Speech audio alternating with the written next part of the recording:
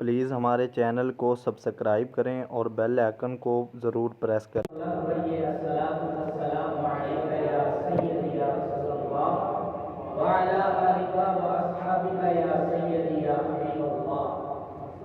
الصلاة والسلام عليك يا سيدي يا رحمة للعالمين وعلى آلك وأصحابك يا سيدي يا شفيع المسلمين۔ اللہ تبارک و تعالی رب لم یزل کی حمد و ثنا اور حضور نبی کریم علیہ السلام کی بارگاہ کے اندر ہدیہ درود و سلام کا نذرانہ عرض کرنے کے بعد آپ حضرات کے سامنے قرآن مجید برہان رشید کی ایک چھوٹی سی آیت مقدسہ پڑھنے کا شرف حاصل کیا ہے۔ اللہ تبارک و تعالی اپنی لعنت کتاب قرآن مجید کے اندر ارشاد فرماتے ہیں قل بفضل اللہ وبرحمتہ فبذلک فلیفرحوا، کہ اے محبوب علیہ السلام ان لوگوں کو فرما دیجئے بفضل اللہ وبرحمتہ، اللہ کے فضل اور اس کی رحمت جب تمہیں ملے تو فلیفرحوا، پھر تم خوشیاں منایا۔ تو دیکھیں اللہ تبارک و تعالی کے حبیب کے میلاد کا جب مہینہ آ جاتا ہے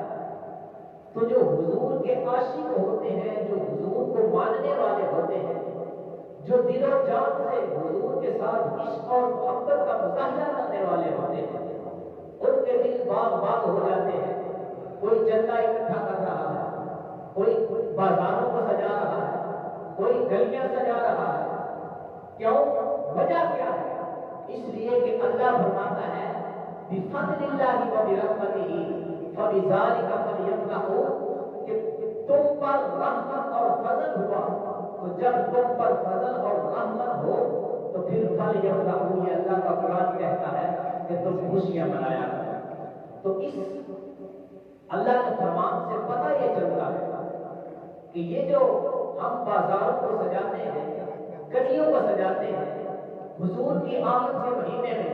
ہم لنگر پکا کر طرح طرح کے کھانے بنا کر لوگوں میں تقسیم کرتے ہیں، یہ اللہ تبارک و تعالی کے حکم کی خلاف ورزی نہیں، بلکہ یہ عین اللہ تبارک و تعالی کی مرضی اور منشا کے مطابق عمل کیا جاتا ہے۔ احباب کی احتشام اللہ فرماتا ہے فضل کیا ہے اور رحمت کی ہے، اس کے ملنے پر تم میرا شکر ادا کیا کرو، خوشیاں منایا کرو۔ اب دیکھیں جب نبی علیہ السلام اس دنیا کے اندر، اس دھرتی کے اندر حضور تشریف نہیں لائے تھے، میرے آقا علیہ السلام کا نور اس دنیا میں جلوہ گر نہیں ہوا تھا، تو اس وقت پوری کائنات کے اندر ظلمتیں ہی ظلمتیں تھیں، اندھیرے ہی اندھیرے تھے، پوری کائنات میں ظلمتیں چھٹی ہوئی تھی۔ بیٹیوں کو زندہ درگور کیا جا رہا تھا، ماں کو ماں کا مقام حاصل نہیں تھا، کوئی بتوں کی پوجا کر رہا تھا، کوئی درختوں کے سامنے جھکا ہوا تھا، لیکن جب میرے آقا علیہ السلام اس دنیا میں جلوہ گر ہوئے، حضور علیہ السلام اس دنیا میں آئے، میرے آقا کا نور اس دھرتی پہ جلوہ گر ہوا، تو پھر کیا ہوا؟ بیٹی کو بیٹی کا مقام ملا، پھر اس دھرتی کے اندر ظلمتوں پہ اندھیرے دور ہوئے اور ہر طرف روشنیاں ہی روشنیاں پھیلی۔ میرے آقا علیہ السلام نے آ کر ماں کو ماں کا مقام دیا، مقام ہی نہیں دیا بلکہ میرے آقا علیہ السلام نے فرمایا الجنت تحت امہات اقدام الجنت، میرے آقا علیہ السلام نے فرمایا کہ میں نے ماں کے قدموں کے نیچے جو ہے وہ رب کی جنت کو رکھ دیا۔ تو حضور نے آ کر ماں کو ماں کا مقام ہی نہیں دیا بلکہ اتنی عظمتیں اور رفعتیں عطا کی ماں کو کہ ماں کے قدموں کے نیچے رب کی جنت کو اٹھا کے رکھ دیا۔ یہ اگر حضور نہ آتے تو یہ ماں کو مقام حاصل نہ ہوتا۔ اگر ماں کو ماں سمجھا جا رہا ہے، بیٹی کو بیٹی سمجھا جا رہا ہے، تو یہ صرف میرے آقا علیہ السلام کے تشریف لانے کی وجہ سے یہ ساری عزتیں اور رفعتیں ملی ہیں. تو پھر اس نبی کے ملنے پر خوشی کرنا، اظہار مسرت کرنا، یہ ناجائز اور فضول خرچی کیسے ہو جاتی ہے؟ لوگ کہتے ہیں یہ فضول خرچی ہے. ان کا اپنا عقیدہ، وہ اپنے عقیدے پہ ڈٹے رہے، لیکن ہم حضور علیہ السلام کے میلاد کی خوشی اگر مناتے ہیں تو یہ میرے رب کی مرضی کے مطابق ہے. اللہ کا قرآن کہہ رہا ہے، قرآن کی نص سے یہ بات ثابت ہے کہ تب خوشیاں منایا اور جو حضور کے آنے پر خوشیاں مناتا ہے، اللہ اکبر، جو کام کرتا ہے وہ نماز پڑھے اس کو فائدہ نہیں، وہ زکات دے اس کو کوئی فائدہ نہیں، اگر وہ صدقہ و خیرات کرے، جو بھی عمل کر لے اس کو کوئی فائدہ نہیں. لیکن یہ میلاد النبی منانے کا عمل ایسا عظیم عمل ہے کہ اگر اس کو کافر بھی بجا لاتا ہے تو اللہ اس کو بھی اجر سے محروم نہیں رہے گا. حدیث ہے میرے آقا علیہ السلام بخاری شریف کے اندر موجود ہے کہ جب حضور علیہ السلام کی اس ظاہری دنیا میں جلوہ گری ہوئی تو ابو لہب جو تھا اس کی ایک لوٹی تھی جس کا نام تھا سویبہ. اس نے آ کر نبی علیہ السلام کے آنے کی خبر ابو لہب کو دی تو اس نے اپنی یہ شہادت والی انگلی کا اشارہ کر کے اس کو آزاد کر دیا کہ میرے بھائی عبداللہ کے گھر بیٹا پیدا ہوا ہے، لہذا میں تمہیں اس خوشی میں آزاد کرتا. جب اس نے حالانکہ اس نے نبی سمجھ کے نہیں، اس نے ابو لہب جو تھا وہ حضور کے والد گرامی حضرت عبداللہ کا بھائی تھا، تو جب بھائی تھا تو اس نے نبی سمجھ کے نہیں اپنے بھائی کا بیٹا یعنی بھتیجا سمجھ کے حضور کی ولادت پر اپنی لوٹی کو آزاد کیا. ابو لہب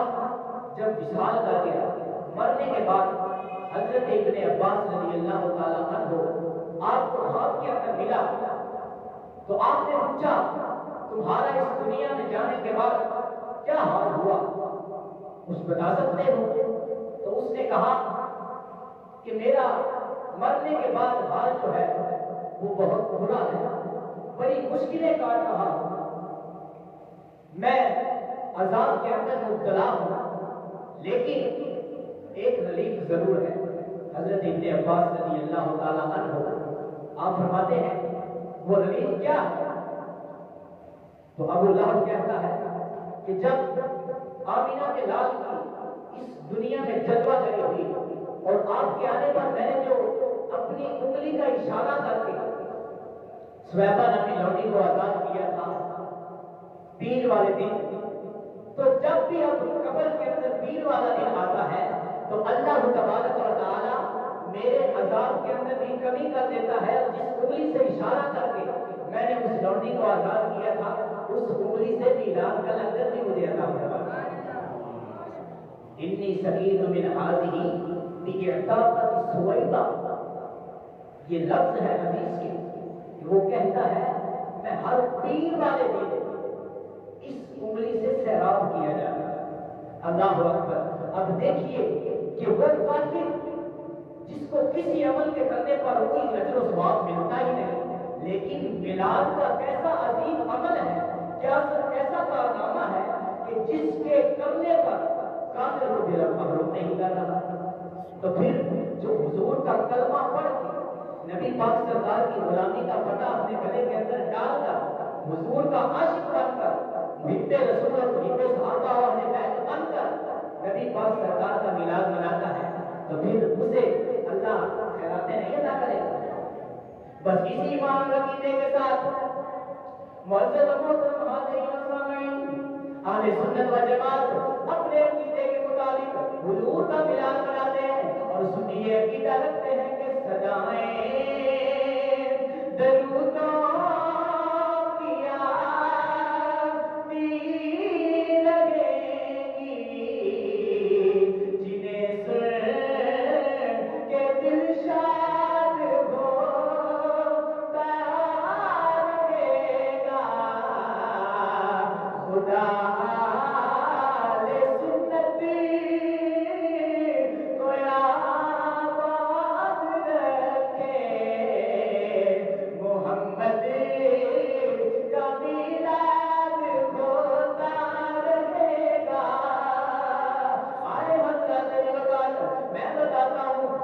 पाक सरकार की गुलामी करके हुजूर की गुलामी का पता अपने गले के अंदर डाल के हुजूर का दीदार करता है और अपना फिर वो भी महसूस नहीं करता जो हुजूर की गुलामी का पता डालकर नबी पाक सरकार की इश्क और मोहब्बत की रोशनी अपने दिल के अंदर जला के हुजूर का मिलान करता है फिर उसे अल्लाह करीम की बारगाह में क्या मकाम देता है। आइए हज़रात दिलदार खाजा रसूलुल्लाह सल्लल्लाहु अलैहि वसल्लम अला हलकतिन मिन असहाबिही हुजूर अपने हुजरा मुबारक से निकले और मस्जिद नबवी के अंदर तशरीफ लाए तो मेरे आका अलैहिस्सलाम ने देखा अला हलकतिन मिन असहाबिही जैसे आज हम ये हल्का बना के मजलिस बना के ये जलसा बना के बैठे हुए तो नबी पाक सरकार के असहाब जो थे वो मस्जिद नबवी के अंदर एक हलके की सूरत में बैठे हुए थे तो जब वो बैठे थे तो ऊपर से मेरे आका अलैहिस्सलाम काले कमले वाले तशरीफ लाए तो मेरे आका अलैहिस्सलाम ने फरमाया मां अजलसा है मेरे गुलामों आज यहाँ तुम्हारे बैठने का मकसद क्या है वजह क्या है क्यों इकट्ठे मिलकर बैठे हुए तो नबी पाक सरकार के गुलाम हुजूर की बारगाह में अर्ज करते हैं क़ालू जलसना नज़कुरुल्लाह व नहमदुहु अला मा हदाना लिल इस्लाम व मन्ना अलैना बिही हुजूर के गुलाम अर्ज करते हैं या रसूल अल्लाह हमारी आज की इस महफ़िल पाक का मकसद ये है कि अल्लाह करीम ने हमें इस्लाम भी अता किया है और इस्लाम के साथ साथ आप जैसा हसीन और जमील नबी देकर हम पर एहसान भी किया है कि जिसने हमें ज़ुल्मतों से निकाल कर नूर ईमान अता कर दिया सुभान अल्लाह इस नेमत का शुक्रिया अदा करने के लिए बैठे हुए तो नबी पाक सरकार के गुलाम जब इस तरह गुलाम हुए तो मेरे आका ने फरमाया कि आप कसम उठा के कहिए कि वाकया ही आप लोग इसी मकसद के लिए बैठे हुए थे हुजूर के गुलाम अर्ज करते हैं क़ालू अल्लाहि मा अजलसना इल्ला हाहुना या रसूल अल्लाह आपके रब की कसम है कि हमारे बैठने का कोई और मकसद नहीं था हम सिर्फ इसी वजह से बैठे हुए थे तो मेरे आका अलैहिस्सलाम ने फरमाया सहाबा मैंने किसी गलती और तहम्मुद की वजह से तुमसे नहीं पूछा कि तुम क्यों बैठे हुए थे बल्कि अतानी जिब्रील अलैहिस्सलाम अन्नल्लाह युबाही बिकुल मलाइका मेरे आका फरमाते हैं सहाबा अभी मैं अपने हुजरे के अंदर बैठा हुआ था मेरे पास जिब्रील अमीन तशरीफ लाए वो जिब्रील जो लामकानों के वकील हैं और अर्श पर मेरे आका अलैहिस्सलाम के वजीर भी हैं मेरे आका अलैहिस्सलाम फरमाते हैं ऐ मेरे गुलामों अभी हुजरे के अंदर जिब्रील अमीन तशरीफ लाए और आके कहते हैं या रसूल अल्लाह आपका रब जो आपके गुलामों ने मस्जिद नबवी के अंदर बैठकर महफिल मिलाद सजाई है हल्का बना के बैठे हुए हैं आपके जिक्र अज़कार की बातें हो रही हैं या रसूल अल्लाह इस पर रब्ब अजीम को इतना प्यार आया है कि खालिक कायनात लामकानों पे अर्श पे बैठकर फरिश्तों के अंदर उस पे मुसर्रत और फख्र कर रहा है सुभान अल्लाह ये इतना अजीम अमल कर रहे हैं कि मेरे नबी के मिलने पर मेरा शुक्रिया अदा कर रहे हैं और ये मिल के क्या कह रहे हैं अल्लाह करीम ने फरिश्तों को ये गुलाम में फरमाया कि देख लो फरिश्तों तुम कहते हो वही क़ाल रब्बुका लिल मलाइकति इन्नी जाइलुन फिल अर्दि खलीफा या अल्लाह उस इंसान को दुनिया में पैदा करेगा वो यस्फिकु दिमा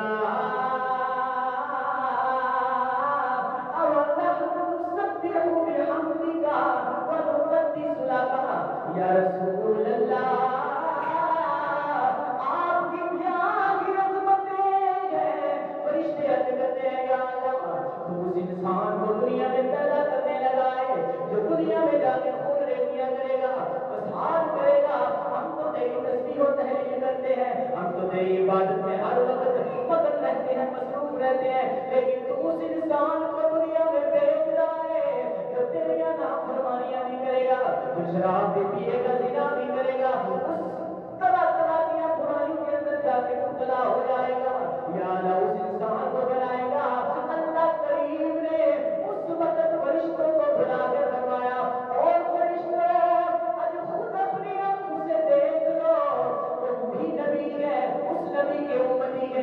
کے بارے میں ہم یہ عقیدہ رکھتے تھے کہ یہ زمین پہ جا کر فساد برپا کریں گے. آج وہی انسان بیٹھے ہیں اور میرے نبی کے ملنے پر میرا شکریہ ادا کر رہے ہیں اور مل مل کے کیا کہہ رہے ہیں؟ فضل رب العلا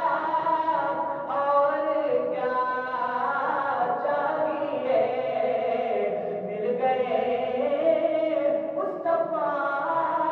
اور کیا چاہیے فضل رب العلا اور کیا چاہیے. دعا ہے خالق کائنات ہمیں حضور کی عظمت و شان